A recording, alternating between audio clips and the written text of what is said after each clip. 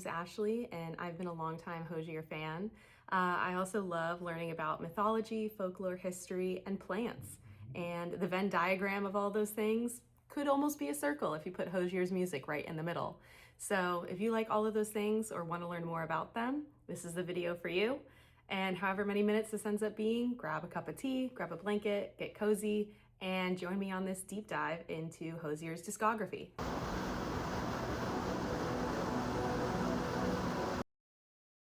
I had to include a section about the symbolism of plants because I love plants as a biologist, and every time that I look into them in books or movies or songs or poems, they almost always have a deeper meaning. There are millions of plants.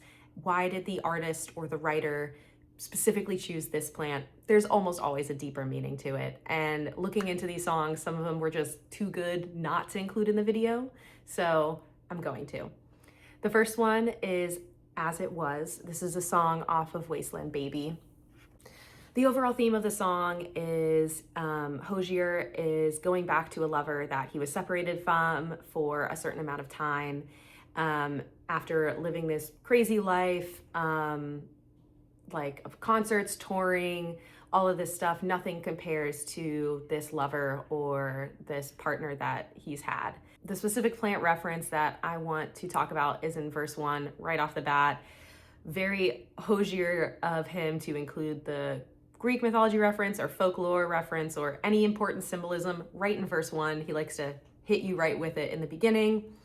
The first two lines are, "There is a roadway, muddy and foxgloved. Wherever I'd have life enough, my heart is screaming of, and in a few days I will be there, love. Whatever here that's left of me is yours, just as it was." So this roadway is obviously, he's talking about the path back to his lover, but I also think that it's a symbolism for his life as a whole over the past couple of years without him. He's saying it's muddy, well-traveled, there's been a lot of action, things happening on this road, similar to like a tour or traveling for work and being away. It's crazy, the highs, the lights, the fame that he talks about later in the chorus. And then he says that the road is foxgloved, covered in foxglove. Foxglove is a type of flower. Looking into it, it is native to Ireland along with other areas of Europe, and it blooms every 2 years. So if you could read into this a little bit more, you could say maybe he's been apart from this person for 2 years. He's been touring for 2 years. And so this muddied road, maybe it's putting in a time frame for this person. The other thing that's important about this plant is that it is poisonous. All parts of this plant are poisonous, and it's specifically poisonous to your heart. It can stop your heart. And with respect to a relationship, if maybe they broke up before they were apart for 2 years, heartbreak. If the road analogy for his life holds up for you, you can interpret it as his life has been covered with heartbreak of relationships throughout, and it's well-traveled and lots of relationships. Not only is it poisonous to your heart, but it can also be made into medicine that regulates your heartbeat. So the relationship may be filled with heartbreak and also life-giving and sustaining. And that's a theme that you see in a lot of Hozier's music, where this duality of love comes in, where it's painful or it's, saving. If we're talking about going back to a lover that you went on a break with, you could carry the symbolism further. You broke up, heartbroken, but going back to them is going to fix your heart, save it, keep it beating. I don't know if that was how Hozier intended, that plant reference to be interpreted, but that's how I interpret it, and I feel like it fits really well.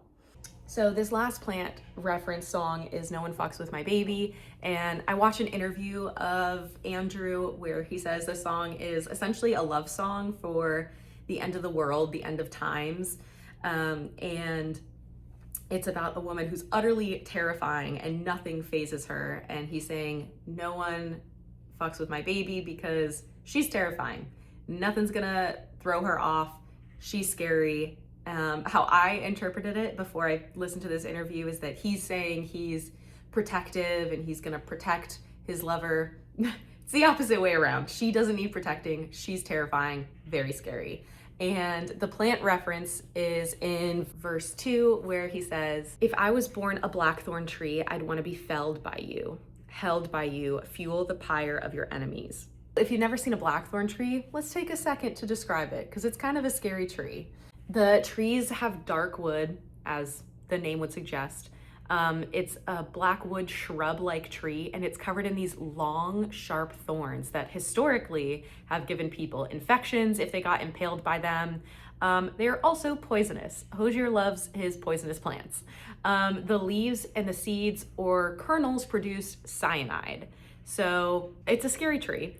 And then on top of that, in Celtic and Irish mythology and folklore, it's associated with witchcraft. It's said that the witch wands and staffs were made using blackthorn wood.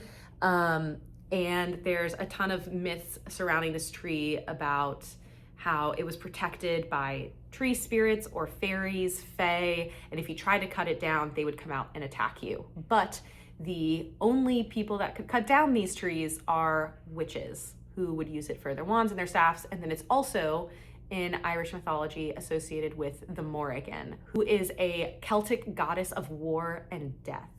She is portrayed with a blackthorn wood staff. So going back to this love song for the end of the world, and this person that's utterly terrifying, that no one's gonna mess with her and nothing's gonna faze her. If you were this scary blackthorn tree, I wouldn't want to get anywhere near it. I wouldn't want to cut it down. But this person, evoking the image of the Morrigan, a Celtic deity of death and war, or a witch, this dark being not fazed by any of these scary aspects of the tree, can cut it down. And then I also think it's potentially a little bit of saying, if I was born a tree, this thorny, hard to love tree, you would be the person to love and cut down this tree and put it to use. Another thing, if you are familiar with some of his other songs, the song Shrike, the plant that shrikes often impale their food on are blackthorn trees. So another comparison with another Hozier song. So I just really like the potential connection to the Irish folklore and the Morrigan deity, and this imagery of this woman being like a war and death goddess of destruction, unfazed by anything, and that's the woman that Hozier's writing this love song for. Thank you for indulging my plant TED Talk. We're gonna move on to the next section.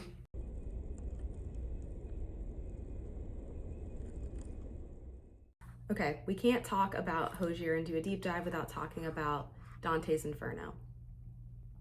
The entire Unreal Unearth album, if you have the back of the CD or the vinyl, it actually assigns songs to the Descent into Hell, one of the 9 circles of hell, and then the Ascent out of hell.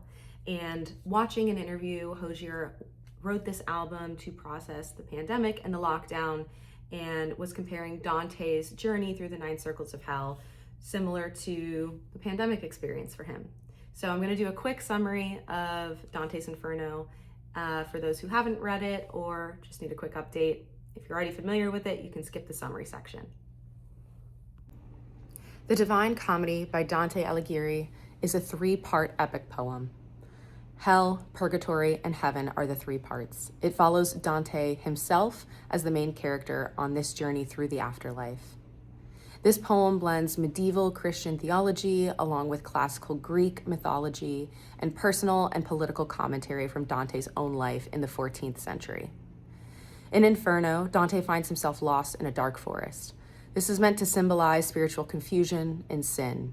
He's rescued by the Roman poet Virgil, who acts as his guide through the underworld.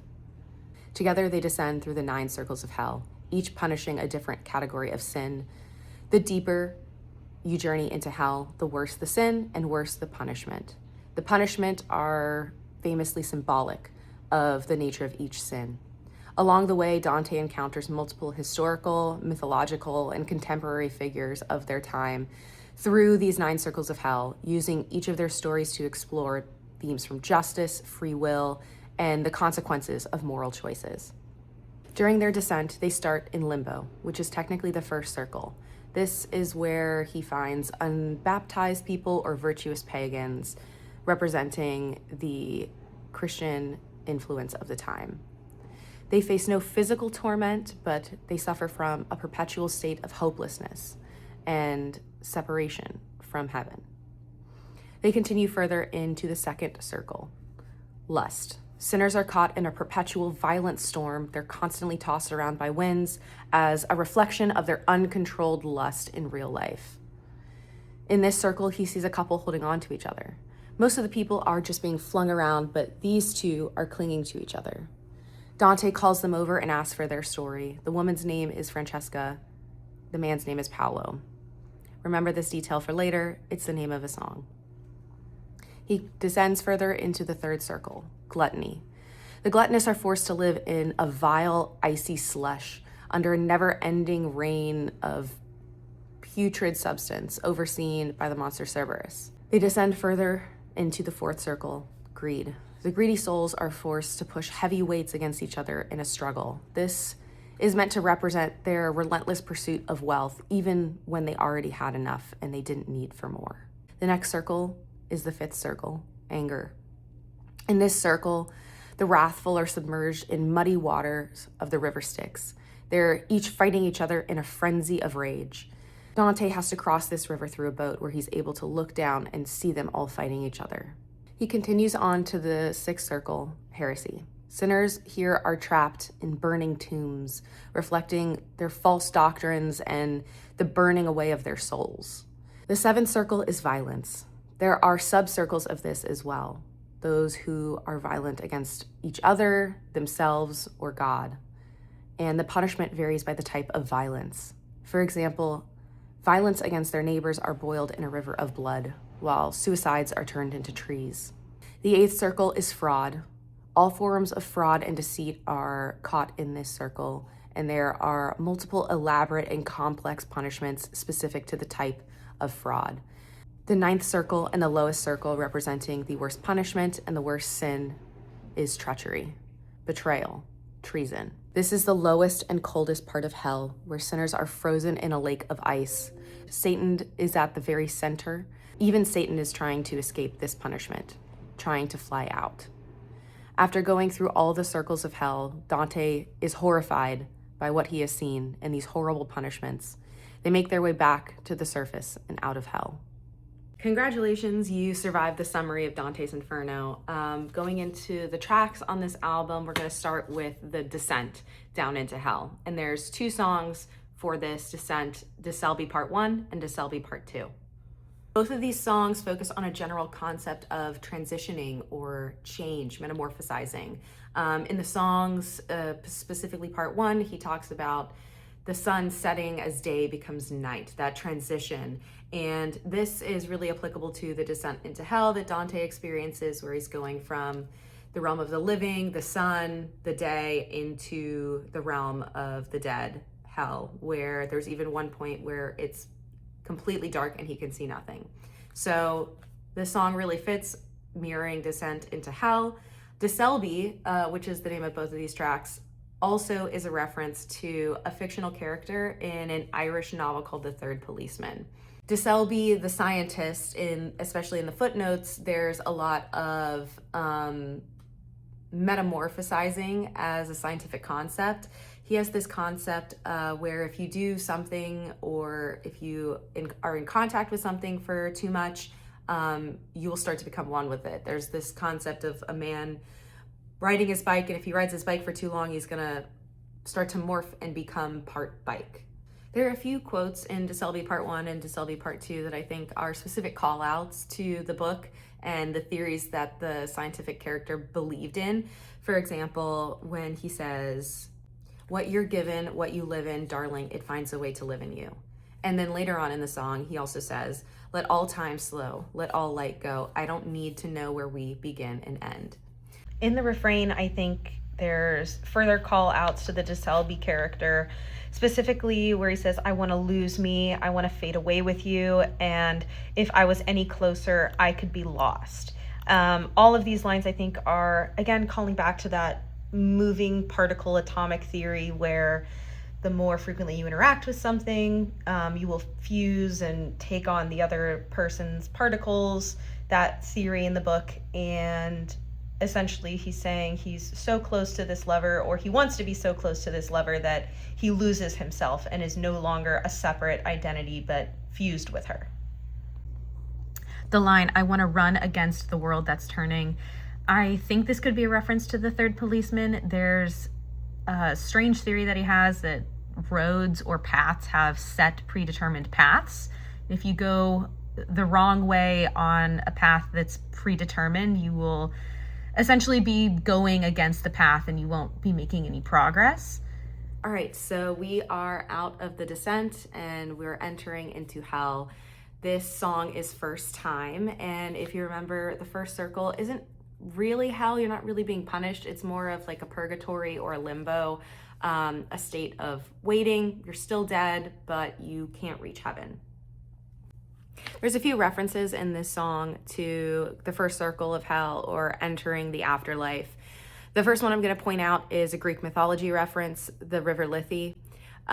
This is a river in the underworld that souls drank from to erase their memories of earthly life.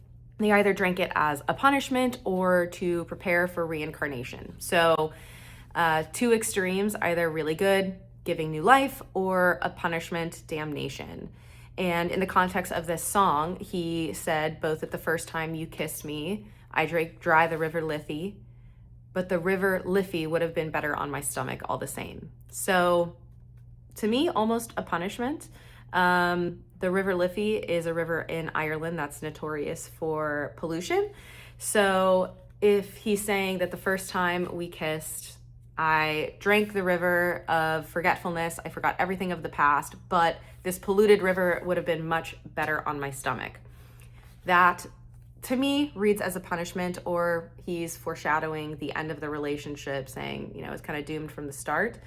Throughout the song, he also says, a part of me came alive the first time you called me baby, a part of me died the first time you called me baby, and then at the end, the last time he was called baby, a part of him died and came alive. So really heavy on the entering of the underworld imagery, drinking of the river to forget. Also, coming back to limbo, no real punishment here, more being in this state of limbo is the punishment. So maybe being in the relationship was a form of limbo or purgatory for the narrator, for Andrew. So we're going into the second circle, and this circle has two songs on the album, Francesca and Icarian. The second circle is for those who were overcome by lust and now they're being punished by being thrown around in a perpetual windstorm. Francesca is a character that Dante encounters while on his journey through the nine circles. Francesca and her lover Paolo were sentenced here to be thrown around when they were caught up by lust and had an affair, and Francesca's husband found them and killed them both. And this song is written from Paolo's perspective, and I love how Andrew gave Paolo a voice, because in the original, Divine Comedy, he is actually pretty silent, and Francesca is the one doing the majority of the speaking. So I love how he's given Paolo a voice, and that voice is just repeatedly saying over and over again, I would go back and do it again. Knowing I'll be damned, I would still choose loving you, and heaven wasn't fit to hold a love like you and I. And specifically the outro of the song, the echoing and the reverberation, it's very reminiscent of potentially the screams of these people being thrown around in this windstorm, the echoing of the sounds, but instead of it being screams of, pain and suffering, it's Francesca and Paolo confessing their love and it echoing through this circle of hell, saying heaven isn't fit to hold a love like you and I would do it again, which is beautiful and an amazing love song for going through hell. The second song in this circle is Icarian, which is a very obvious reference to Icarus, and I'll talk a little bit more about it in the Greek mythology section, but this is kind of a contrast to the Francesca song, where they are singing from the perspective of having fallen victim to their lust and being on the other side. I see Icarian as before you get swept up in this love, in your lover, before being caught on those winds. In the song, Hozier is saying, I feel weightless, sky bound, so not flying through the sky yet, but bound for the sky. And admitting in the song in multiple sections that he understands that he likely may fall, and that's okay. He's willing to take the risk, which is similar to the Francesca and Paolo story, but from the beginning, before they end up in hell. Out of the second circle and into the third, Eat Your Young is the song for this circle, which is gluttony. And again, their punishment is they're just rolling around in their own filth in filthy rain, filthy slush. In Eat Your Young, it's all about gluttony. It's all about wanting more when you already have so much, and it's still never being enough, insatiable, the desire for power and wealth, and being willing to destroy the earth and future generations to be able to get it. I also think the 7 ways that you can eat your young has 2 potential references. The first one being 7 deadly sins. I think this fits pretty well because you're talking about hell and then talking about how people get into hell. Greed is one of the 7 deadly sins as well. The other reference that we can pull from is Jonathan Swift's 1729 satirical essay called A Modest Proposal. This is where he suggests satirically, not realistically, that the Irish people sell their children as food so that they can prosper and have money and have food as well. I think throwing this reference in there, one, it's a nod because he's Irish. Many of the literary references, like De Selby, are Irish writers, novelists, and also because it kind of drills home the point of how long that this has been happening. This isn't a new phenomenon. People have been gluttonous for centuries, millennia, and willing to sacrifice the future generations, eat their young in order to secure more wealth, more power for themselves, even when they already have enough, and it will never be satiable. I also think that how the song is written, in the beginning, it comes off very sensuous and alluring, very misleading for the actual tone of the song. And that's obviously intentional. I think it's intentional because it kind of does represent wealth and power and gluttony on the surface. You have all these things and it seems very alluring, but it's hiding what you have to do to be able to get all those things, and it's hiding what's just lying underneath the surface. Going into the 4th circle, this is for greed, and the song is Damage Gets Done. And this song is, I think, a much more lighthearted approach compared to the last one, Eat Your Young. And it's sung from what I would interpret as a couple. They're looking back on their life. They are still not happy now, but looking back when they were young and they didn't have anything, that's when they were truly happiest.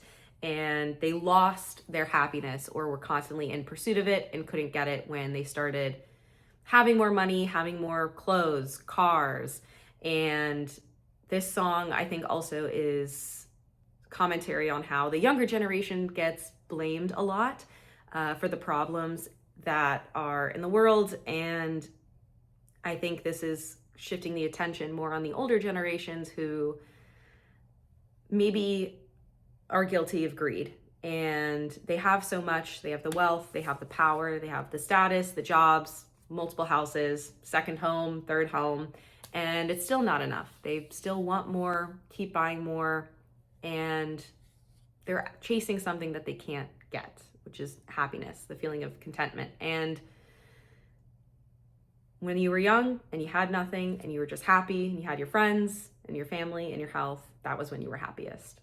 So going into the 5th circle, we have Who We Are, the 8th song on the album. And the 5th circle is about anger. And when you listen to this, or at least when I did, I got anger at just life in general, anger at oneself. And there's also weapons in this. The knife, hold me like a knife. I think this is a reference to the punishment where the people who were angry and wrathful had to fight each other in the river Styx.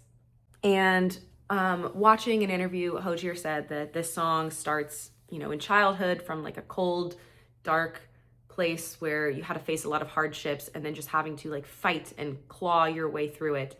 And someone like that could very well be very angry and wrathful for feeling like they've been slighted at life. And carving your way through the dark, I think, was the terminology that he used. So we're in the sixth circle, and there's two songs for this circle. The first one is Son of Nyx, and the second one is All Things End. Son of Nyx is a reference to Nyx, the Greek goddess of night, and her son, Charon, who ferries newly deceased souls across the river Styx and Archeron. It has a much more personal meaning to Andrew, though. It's a tribute to the late father of his close friend and bass player, Alex Ryan. Alex Ryan's father's name was Nick, so son of Nick, son of Nyx. And Alex actually did the composition for this song on the album. So the next song in this circle is All Things End. And heresy, with reference to Dante's Inferno, at the time when it was written, was defined as any belief that went against Christian doctrine or the agreed upon religious faith of the time. But in respect to this song, I think it's more about losing faith or going against previous notions of a relationship lasting forever, or, you know, this relationship never ending. And then coming to the realization that that's not true, giving up your faith in this relationship, saying all things end, and that's okay. We're on to the seventh circle of hell now. We have two songs here again. The first one, To Someone from a Warm Climate, and the second one is Butchered Tongue. In the seventh circle, this is for people who have committed violence. There's a couple different kinds of violence that can end you up here: violence against others, your neighbors, yourself, and then God. So the first song that is in this circle is To Someone from a Warm Climate, which was a tough one for me because I didn't get a lot of violence from this song. I think it's more of a love song, To Someone from a Warm Climate. And the narrator, Andrew, is explaining things that someone who grew up in a cold climate would know and would come natural to you. For example, getting in a bed and having it already be warmed by another person. There's one reference that I think ties it to this circle. He says, I wish I could say that the river of my arms have found the ocean. I wish I could say the cold lake water of my heart. Well, Christ, it's boiling over. And I think this is a reference to potentially the boiling lake in this circle of hell, which is the punishment for violent people. They are boiled in a lake. So that's the one thing that I could see that ties this to this circle. If anyone has any comments or other theories, please put them in the comments. I'd love to hear it. Because this one I think was a little bit more difficult for me to place and understand the reasoning why it was in this circle of hell. The second song is Butchered Tongue. This is a very heavy song, and it talks about the oppression and violence against the Irish people by the British. And it also talks about, broadly, the erasure of language and cultures through colonialism. In verse 1, he says, as a child, it was the place names singing at me as the first thing, how the mouth must be employed in every corner of itself to say Apalachicola or Hushpekina like Guibara, a promise softly sung of somewhere else. He's talking about how, as he grew up in Ireland, passing road signs and then also on tour, his travels throughout the world, would go to local places, see the place names that were from indigenous people or from traditional Irish Gaelic language. And in an interview, he said that he would often ask people about the meaning of these names and the places. And a lot of them didn't know because they were indigenous words and had been erased from the culture. And the language had potentially died off or was spoken by so few and people didn't know anymore.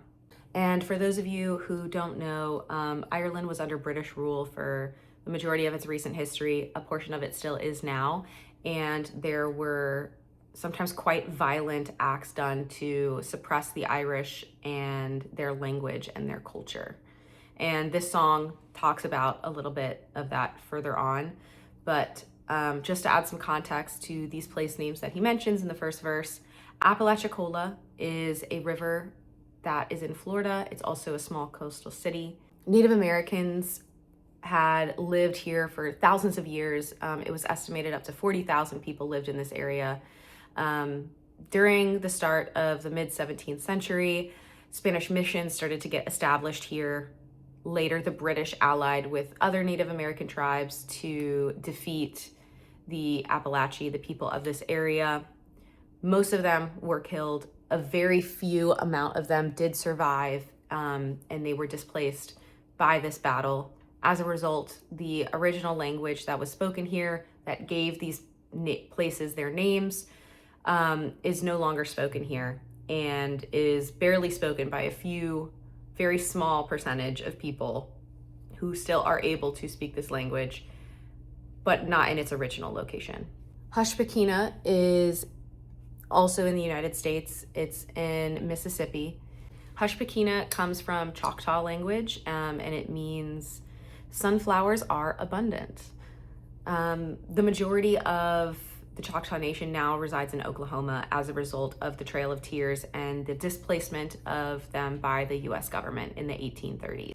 16 years after this tribe, along with many others, were displaced through the Trail of Tears, they collected money to aid in the plight of the Irish people during the worst year of the Great Hunger. They were able to send over a couple $100s, which may not sound like a lot, but at the time it was. It was a very selfless act of the indigenous tribes to have solidarity, and this relationship between these tribes and the Irish is so deep and well known that during the COVID-19 pandemic, many Irish people or people of Irish descent sent aid to relief funds to help various different tribes. And a lot of people sent specifically like $170 as a symbolic gesture of what those tribes raised to give them back in the 1800s to help them through their very tough time. And the last name of the three is Gwibara. Gwibara is an Irish name for a river, also a bay in Donegal County in Ireland. There's also a bridge that's named after it, but they're all named after the river. On top of it being an Irish landmark, which historically the Irish language was suppressed, this is also a specific reference to The Singer's House by Seamus Heaney, who was an Irish poet. And in his poems and also in his personal work, he advocated for the Irish language and literature to be kept alive and learned, so that the culture of British colonizers didn't overtake the original culture of the Irish. And this poem and song, Butchered Tongue, share a lot of those same overall messages. So that's why I think he picked Gwibara specifically. Obviously why it ended up in the violence circle of hell. Hozier goes on to explain the violent acts that were sometimes committed on the Irish people by the British to suppress them. In verse 2, he says, "The ears were chopped from young men if the pitch cap didn't kill them. They are buried without scalp in the shattered bedrock of our home. You may never know your fortune until the distance has been shown between what is lost forever and what can still be known." So much of the Irish language has already been lost, and with an aging demographic of native speakers dying off, there is a very real risk that the language of native speakers may die out. To add some statistics to it, to kind of drive this home, it's estimated that only 1.3% of the country's population is a native Irish speaker. There are more people that do speak Irish, most of that being only in an academic setting and not outside of the education system or at all in their daily lives. That brings the total to around 40% of the population, but again, only close to 2% of the population is a native speaker. And when you think about it, that's crazy. Going back to the first two lines in that second verse, the ears were chopped from young men if the pitch cap didn't kill them. This is describing torture methods done by the British on the Irish to suppress rebellion and also identify them in the future as rebels. Specifically, the ear chopping was meant as a way to identify them in the future. Pitch capping is truly an awful form of torture, where they would pour boiling or hot tar onto your head to make kind of a hat and then peel it off, and it would often scalp people. So the buried without scalp in the shattered bedrock of our home is referring to that. And specifically, this method of chopping of ears and pitch capping is referring to the 1798 rebellion in Ireland against the British ruling force, which was actually inspired by the American and French Revolution. The American Revolution against the British was obviously much more successful, and that was because they did not have the same violent acts of suppression used against them. So with the grand scheme of Dante's Inferno, I think obviously very accurate that it's here. The British during these times very much committed violence against their neighbors. I say neighbors because looking at the map, they are neighboring countries. Going into the 8th circle, this is for fraud. And again, we have 2 songs here. The first one is Anything But, and then the second is Abstract, and in parentheses, Psychopomp.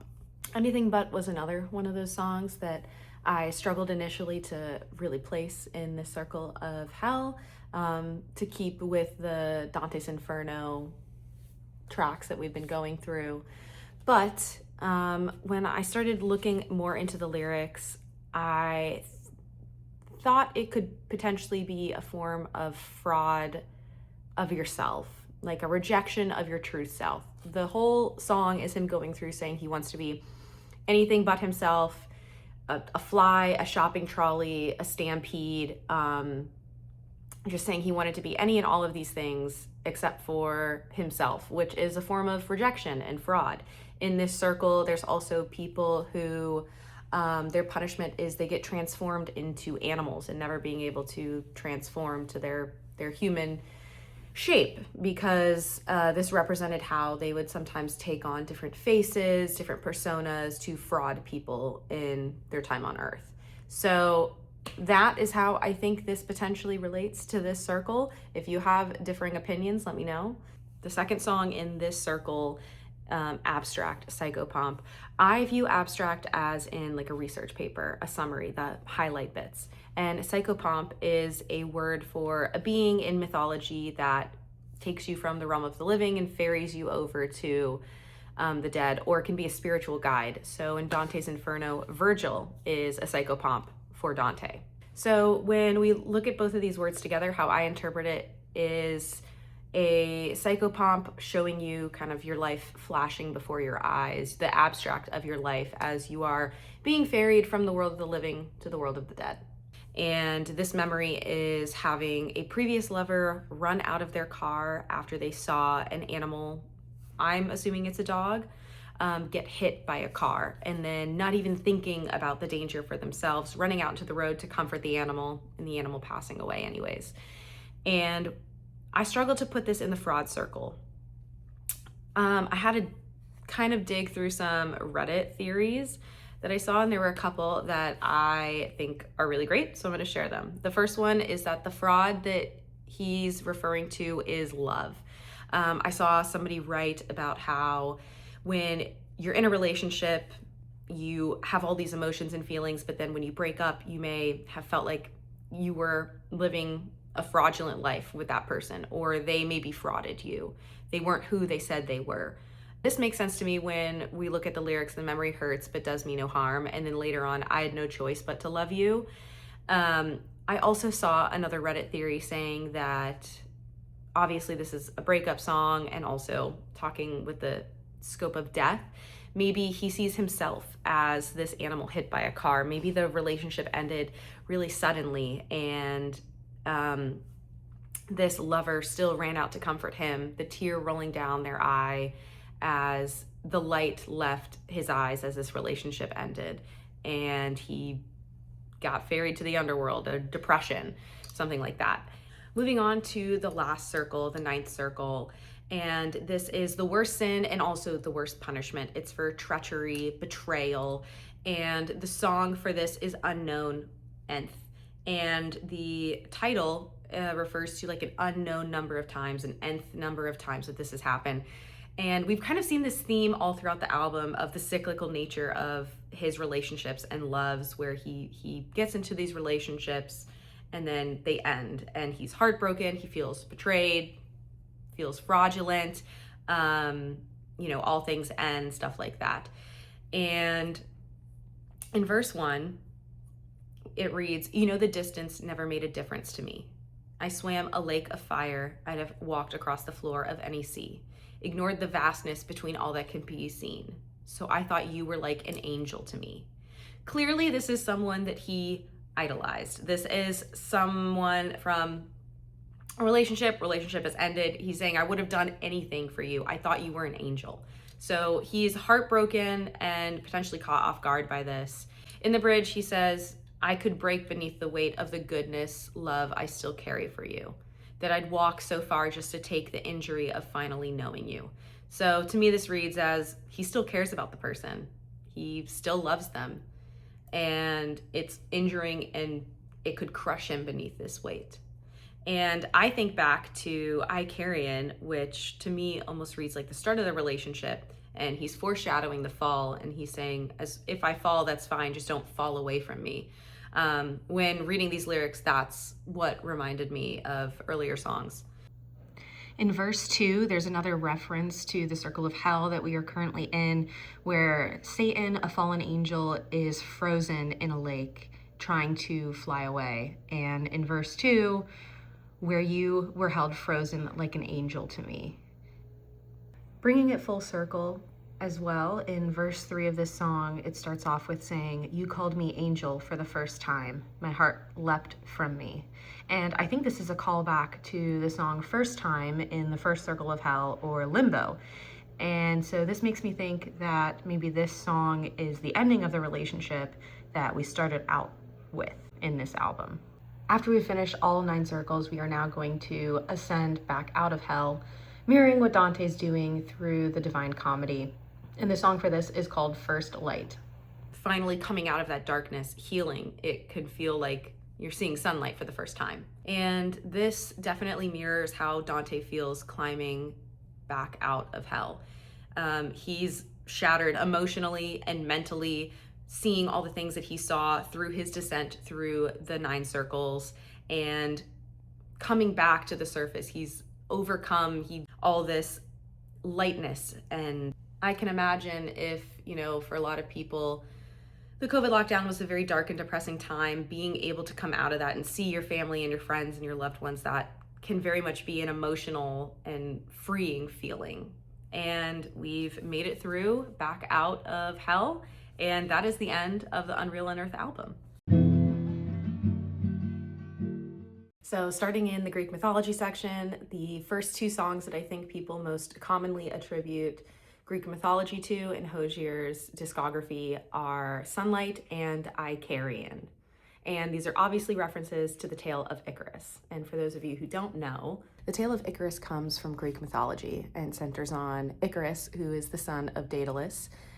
Daedalus is a brilliant inventor who was imprisoned by the king Minos, and he was sentenced to death in this prison with his son. So they had 2 options, either die in this cell or try to escape. They crafted a pair of wings for each of them out of feathers that they collected and also wax from the candles that were melting in the cells in order to try and fly away from this prison. Before they took flight, Daedalus warned his son not to fly too low because he didn't want the sea's dampness to weigh down the feathers and cause him to fall. But they also couldn't fly too high because the sun's heat could melt the wax on the feathers. They took flight, soaring into the sky. Overcome with the exhilaration of flight, Icarus started to ignore his father's warnings, and he flew too close to the sun. The wax then melted his wings, the feathers scattered, and he did fall into the sea and drowned. That stretch of sea now is known as the Icarian Sea. I really like, when comparing both of these songs, is the tone. And in Sunlight, you can hear almost a youthful ignorance, a cheeriness. It's kind of like how Icarus gets caught up in the joy of flight and then flies too high and his wings melt. Compared to Icarian, when you listen back to back, Icarian has a much more cautious approach. Almost years of experience has hardened him a little, and he's still willing to take flight, but he's acknowledging the risk of failure much more prominently than in Sunlight. And it's also important to note that these songs are written 4 years apart, so that could very much be the case. Sunlight could be youthful ignorance, younger man, younger experiences and relationships, and then Icarian, He's gone through 4 years of potential relationships and heartbreak and failure falling from the sky, and he's taking that knowledge into this approach, into this next relationship. So the other song that I think is a really obvious reference to Greek mythology is Swan Upon Leda. It's a reference to Zeus and Leda. Zeus is in the form of a swan from Greek mythology. And I also want to talk a minute about the timeline with this song when it was put out. General timeline is that he released the song in October of 2022, and it's featured on the deluxe album Unreal, Unearth, Unending. But he specifically told us in an interview that the song is inspired by the overturning of Roe v. Wade, and it was a song meant to show solidarity with the people of the United States who are affected by this. It's very clear what the message is of this song. The oppression of women is a tale as old as time, dating back to even Greek mythology. Continues on to this very day. There's also some Irish folklore references in this song, which we'll talk about in this section as well, which further add to the context. But overall, the message is women are the only people who have ever, should, and will have control over the creation of life. Not religion, not men, certainly not politics. The first very obvious thing is the title, referencing Leda and the Swan. It's a Greek myth where Zeus flies down from Olympus in the form of a swan to have his way with Leda. Leda is the queen of Sparta and married to the king of Sparta, and as the original myth goes, she later then gives birth to an egg, which later hatches twins. One of them is Helen, also known as Helen of Troy. The same night that the egg hatches, she also gives birth to a child of her and her husband, the king of Sparta. So when we look at the intro to the song, this entire tale plays out in the first verse. It starts off, a husband waits outside, a crying child pushes a child into the night. She was told he would come this time without leaving so much as a feather behind. The husband waiting outside is obviously Leda's husband, king of Sparta, and the crying child pushes a child into the night. Crying child is Leda giving birth to a child, and it's also a double meaning with people in the United States who are potentially teens or minors forced to give birth because of the overturning of Roe v. Wade. The line, she was told he would come this time without leaving so much as a feather behind, is a reference to Zeus in the form of the swan. When I went back to read the actual myth, I'd read it back in high school, but I wanted to refresh it. I found out there's multiple retellings of this myth, and the meaning has actually changed throughout history depending on what time period and what perspective it's told from. In the earlier retellings, most of it is almost always from the perspective of Zeus. It gives off the tone of a romantic conquest when it's being told from Zeus's perspective. Leda is something to win, and her beauty is too much for Zeus to ignore, and that is why Zeus tries to seduce Leda. There's a ton of art in the Renaissance period with this romantic theme. Multiple famous artists depicted it in their artworks and statues and paintings, and most of the art is very gentle and loving. But in the 1920s, there was a poem written by William Yeats, who Hozier has also referenced in other songs. So I think he's specifically referencing this poem. His poem is called Leda and the Swan, and this poem changes the perspective from Zeus to Leda, and he wrote it recounting it from her perspective. From the start, it's very clear that it is not consensual. It's sudden, unexpected, and violent, and paints a picture of an uncaring Zeus, indifferent to the trauma that he's inflicting on Leda, and then what happens to her after he's done with her. This is one of the first retellings that I saw that had it from Leda's perspective. And I think that this is really applicable today because the lived experiences of men and women under the patriarchy kind of relates to the retellings of this story. So if it's told from the man's perspective, like this tale, a romantic conquest, something to be won. Sometimes when it's told from the woman's perspective, it's violent, it's unwanted, and it's scary. Another aspect of this Greek myth reference that I think is important is in this tale, the women have almost no agency. Things consistently happen to the women, and then they deal with the consequences of the action and are often blamed for it. So, starting off with Leda, she did not initiate this. She was blamed because of her beauty, and that is why Zeus did what he did. And then she had to deal with the consequences of his actions, giving birth to the egg and then having children without her consent. And then, even further, her child, Helen, everyone blames Helen when recounting the story of Troy and the downfall from Homer's The Iliad and the Odyssey, but Helen has very little control over her actions and has very little agency in the story if you actually read it. She's kidnapped by the Trojan prince Paris. So a man overtaken by her beauty uses it as an excuse to kidnap her and take her, and then Helen's husband, the king of Sparta, used this as a means to start an entire war that lasts a decade long. So many people blame Helen for the Trojan War, but it was the actions of the men that caused all of this, and she had very little control over it. So I think referencing this tale also is bringing in the themes of people's appearances being used as an excuse for the actions of men, and then them being blamed later when something happened to them outside of their control. Using a reference from Greek mythology that's millennia old, I think is really driving home the point that this is not a new issue. This has been happening for millennia. And there was a quote that Hozier said where he was inspired by the patriarchy and women has been the oldest form of colonization. And he said that he was inspired by this quote and wanted to write a song about it.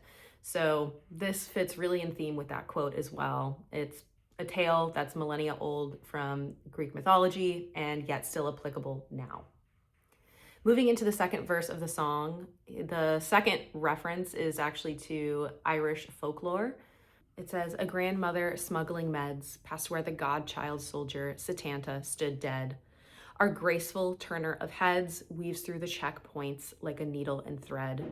Someone's frightened boy waves her on. She offers a mother's smile, and soon she's gone." So this verse is describing someone smuggling meds. With the theme of the song in mind, we can assume it's either birth control or some form of reproductive medication for women through a checkpoint, a boundary between countries. The specific line that is a reference, which I think adds a lot more nuance to this verse, is past where the godchild soldier Satanta stood dead. Satanta is a reference to the legend of Cuchulainn. Satanta is born from a mother and a deity, so he's a demigod.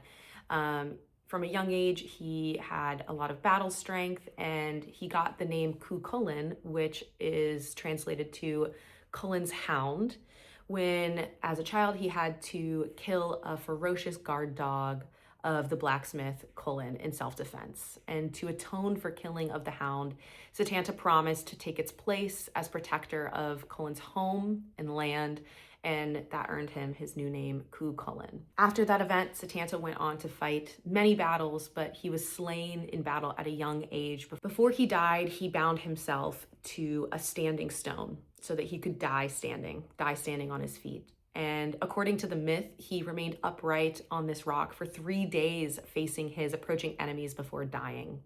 And this is actually the origin of a common phrase with the Irish, which is to die standing, which is a saying of pride and to kind of remain defiant in death.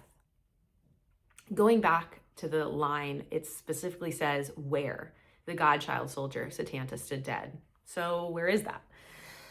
Traditionally, it's believed to be located outside of Dundalk County, which is near the modern day border between Northern Ireland and the Republic of Ireland. So why is this location important? Much of Hozier's music talks about colonialism, specifically because he's Irish, the British colonization of Northern Ireland and the colonization throughout history. Calling out this specific location, I think, is referencing that border. And with the overall tone of the song being women's reproductive rights, I dug a little bit into the history of this and potentially why there would be a grandmother smuggling meds from Northern Ireland to the Republic of Ireland or vice versa. Both the Republic of Ireland and Northern Ireland had significant issues with abortions rights and women's reproductive rights due to highly restrictive laws that effectively banned abortion. The Republic of Ireland repealed its constitutional ban in 2018. Northern Ireland's strict abortion ban remained in place for much longer, though it was decriminalized in 2019. So before it was decriminalized in both of these areas, what did women do? Digging through the history, also it's not a far off history. This is a couple years ago. We're talking 7 years ago. Women in one of the countries had to travel to England to get access to legal abortions. I looked up some statistics and it said that between 1968 and 2008, it's estimated that over 150,000 women from the Republic of Ireland traveled to England and Wales to receive healthcare. So with the overturning of Roe v. Wade in the United States, the inspiration behind this song, I think the verse about the grandmother smuggling meds passed a checkpoint between these two countries. In Ireland, it's calling out the recent history of the Irish with women's reproductive rights, also potentially a commentary foreshadowing what could be happening to America, where people may feel the need to start smuggling in meds if it's not made available, if restrictions continue further, and people may have to travel to other countries. We already know that there's stories of people traveling to other states within the United States where there are more looser restrictions on abortion and women's healthcare. So I think this is overall commentary on that.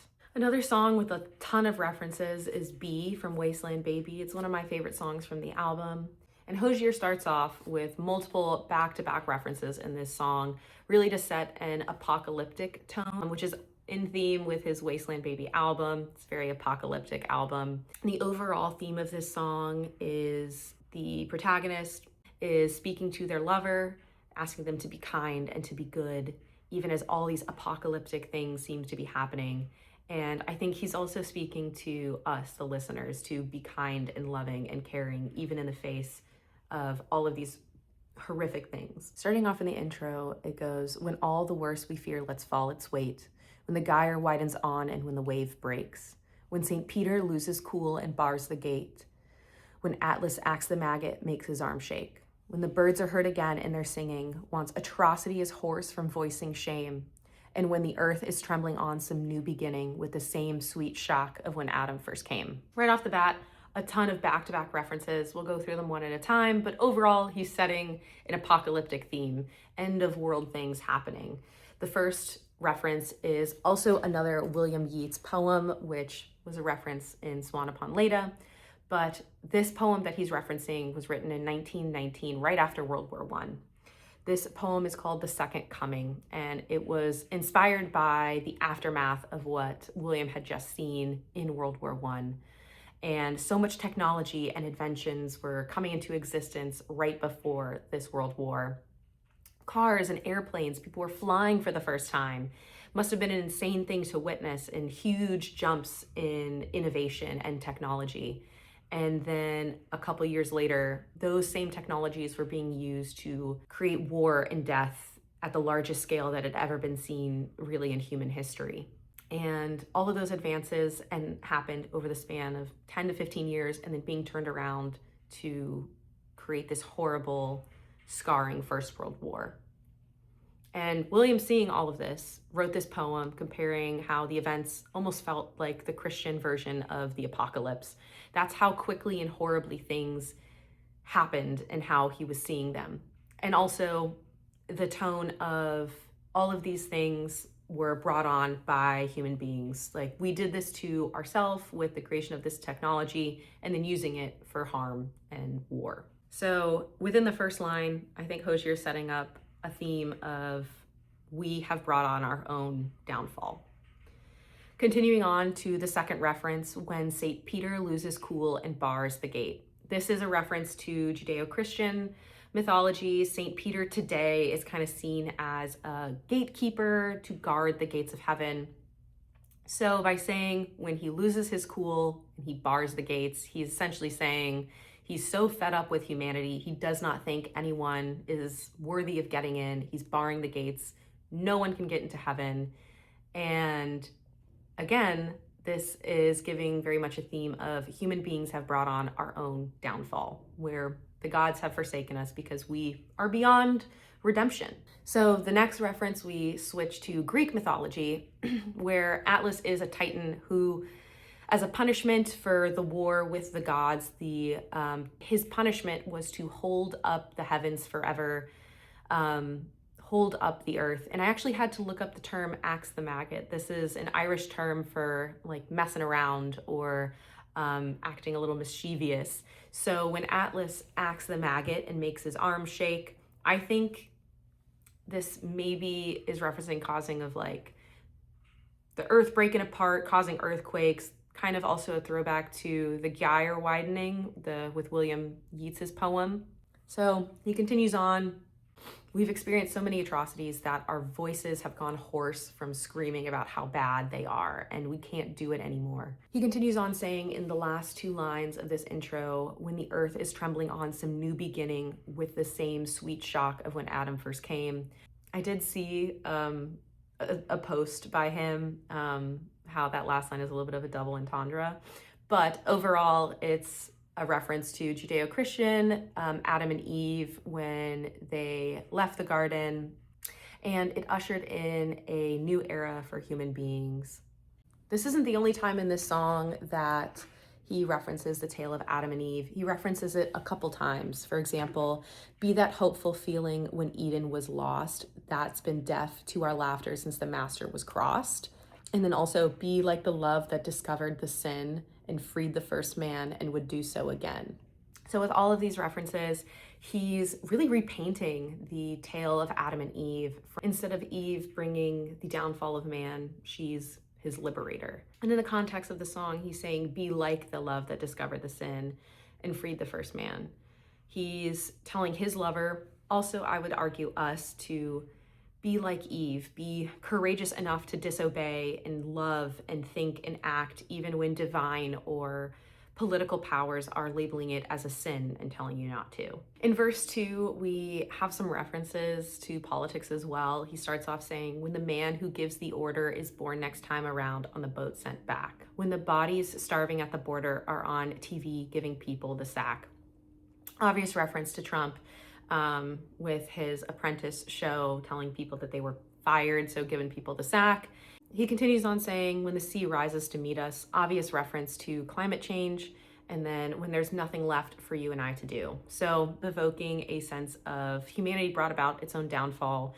We had opportunities to turn it around and to save ourselves from climate change, from all of these atrocities happening, but we chose not to, or we couldn't because people in power wouldn't let us. And then again, when there's nobody upstairs to receive us, this is a callback to the St. Peter reference with barring the gates, saying when we die and nobody's in heaven to let us in, to acknowledge us, the gods have forsaken us because of all of the actions that we've done on earth. But overall, the message of this song, at least that I take it, is he's urging his lover and people in general to just be compassionate and have love, even when all these horrible things are happening in the world or seem to be happening, and telling us to think and act even when people are telling us not to.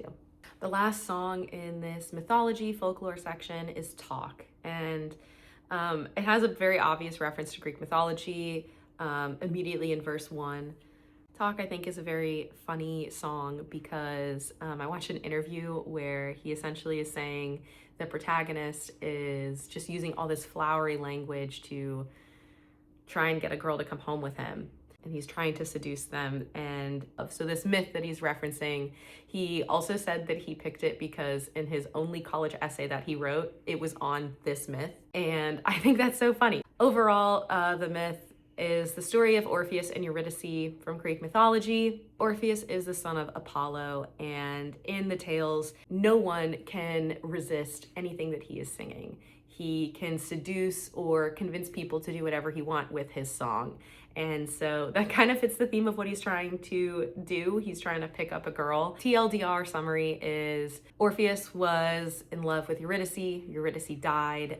He sang a song about being heartbroken. The gods wept for him, and he was told to go try and get him back from the underworld, from Hades, because all the gods were so moved by his crying and singing. He goes down. Hades says, you can, bring her back with you if you walk all the way out and do not look back for her.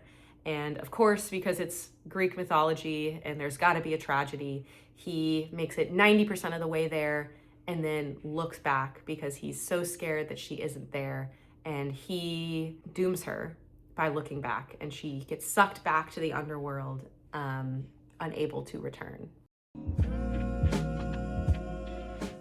So we're in the last section, in the last song, talking about pop culture and history references. And this song is Nina Cried Power. This is one of my favorite songs. I get goosebumps every time I listen to it. And I wanted to end the video on this one because I think it has such a positive and powerful message for people. The overall message of the song, based on Hozier's videos on YouTube for behind the scenes of the song, is it's intended as a thank you note to the spirit and legacy of protest, and to the artists who imbued their work with this message of protest and dissent and standing up for the rights of others and oppressed groups. And then urging people to continue that work. And also what I think is interesting is if you watch the YouTube video, it's activists in Ireland listening to the song and reacting to it, which really just brings it full circle, where the song is talking about activists of the past and artists of the past who have imbued their work with these messages, and then the music video is people of today right now embodying that. Like many of his songs, the name has symbolism. Nina Cried Power. There's two references to this. The first one is Nina Simone. This is a reference to her song Cinnamon, where she has the lyrics repeating, I cried power, over and over again. If you listen to that song, you'll definitely get the connection right away. And Nina Simone had a super powerful voice during the civil rights movement. She wrote songs that addressed racial inequality. She spoke out at events like Selma and Montgomery marches, and the chorus is sampled from that song. She sings, I cried power, power to the Lord, power. The other meaning that I actually didn't get until I saw him live at Gov Ball, and he had the visuals behind him for this song spelling out Nina for Nina Cried Power, but it spelt out no Irish need apply. This was something that I literally didn't register until he spelled it out for me. And maybe this is just because I was in the US education system that tries not to focus on things outside of American history in the past 250 years that makes us look good. And we do like to cherry pick from that. But no Irish need apply is in reference to the 19th century. There was a widespread discrimination against Irish immigrants in job advertisements and also housing. This happened both in Britain and America, and it was fueled by economic hardship and anti-Irish and Catholic sentiment. The phrase was used in job postings, and you can even see it in newspaper listings as well, which is crazy how bold they were about the prejudice that they had against these people. The first verse of the song says, it's not the waking, it's the rising. It's the grounding of a foot uncompromising. It's not forgoing of the lie. It's not the opening of eyes. It's not the waking, it's the rising. I think this is definitely a call out to the term woke, where people say that they're woke, and he's essentially saying it's not enough to be woke, you got to do something about it. You can't just wake up, you have to rise up. He then starts to list off people who cried power. And I think it's really important to list off the accomplishments of these people and who I think he's referencing, because these people are truly amazing. They add a lot of context to the song and they deserve their moment. So the first reference, Nina Cried Power, we talked about it, Nina Simone, same as the title. The second one is Billy Cried Power. I think this is referring to Billie Holiday's 1939 song called Strange Fruit. This is arguably one of her most famous songs, and it sheds light on the horrible mistreatment of people of color in the southeastern portion of the United States. Strange Fruit is referring to the lynchings of African Americans in the South. What I found interesting when recording this song, it was banned from the radio. So couldn't play it on the radio in many states in the South, which is a very American thing to do, where when being faced when a bad thing is happening in recent history or current times, instead of addressing it, we just ban it. We ban the books, change the textbooks, ban people from talking about it. Very American thing to do. Been happening 80 years ago, even longer than that, still happening now. The next one that he references is Mavis Cries Power. Mavis Staples, obviously, she is singing on the track. So she's the woman's voice that you hear going back and forth with Cried Power in the song. She is one of the best gospel singers of her time. She helped the Staples singers become, musical voices of the civil rights movement. She has multiple songs about civil rights, like Freedom Highway and Why Am I Treated So Badly. Freedom Highway was a staple song of the civil rights movement, and it referenced Selma to Montgomery marches.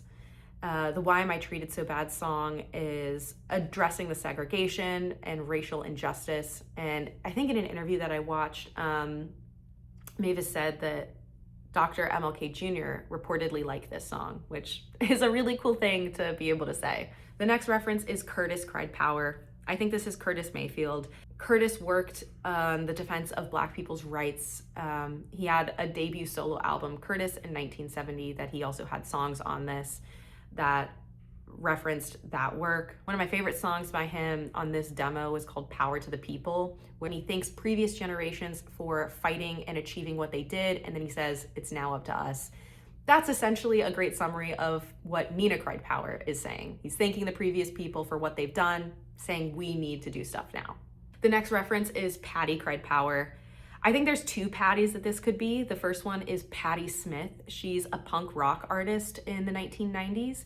She also has a song, and the chorus I think is very similar to this Nina Cried Power song, where she chants, people have the power. Kind of sounds familiar with the aspect of the repetitiveness to I Could Cry Power from Hozier. The other Patti I think he could be referencing is Patti LaBelle. Patti is a singer who was deeply involved in raising awareness around the AIDS crisis and the treatment of people in the gay and lesbian community. Looking at both of these Patties, I think it's the first one because of the connection with the song and how similar the chorus of the song sounds to Hozier's song.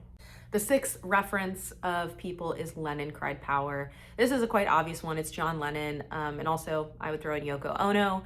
They're fundamental icons of the nonviolent protests against the Vietnam War and discrimination. They've written multiple inspiring songs and anthems about peace and rebellion, like Give Peace a Chance, and of course, Imagine.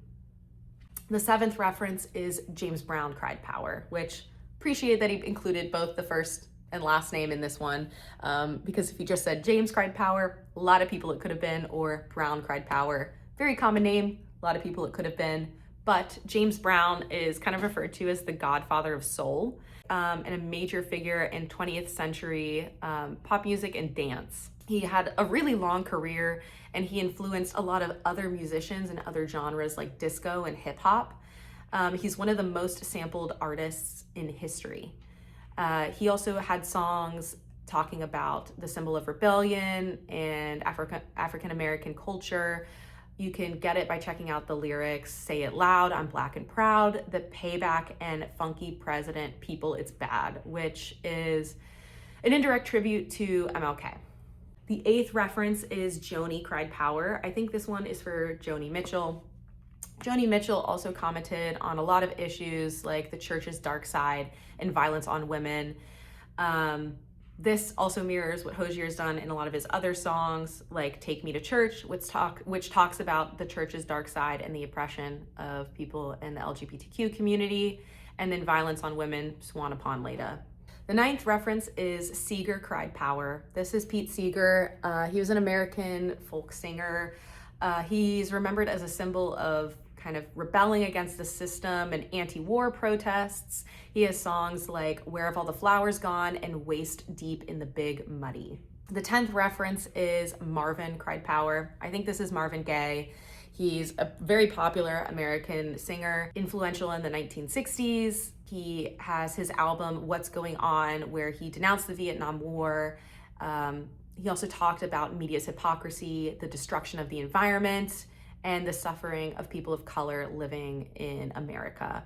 And this shares a lot of common themes with Hozier's music. He has a ton of songs that talk about this. I did see some other theories that it could be other Marvins on Reddit, but I don't think it's as strong of a case, so I'm not going to mention those. The 11th reference is Dylan. So Bob Dylan is who I think he's referencing. He is also another singer who had a lot of influence on pop music and culture. He's known for some of his songs on his many tracks where he did cry power, most notably The Times They Are a Changin'. Other tracks like Blowin' in the Wind became an anthem for the civil rights movement back in the 60s, and Masters of War, where he urged the listeners to reflect on the need for peace and equality, and he's criticizing the military-industrial complex. So a lot of song themes that are familiar for Hozier's music, like Nobody's Soldier, I kind of think is a similar comparison for the messaging.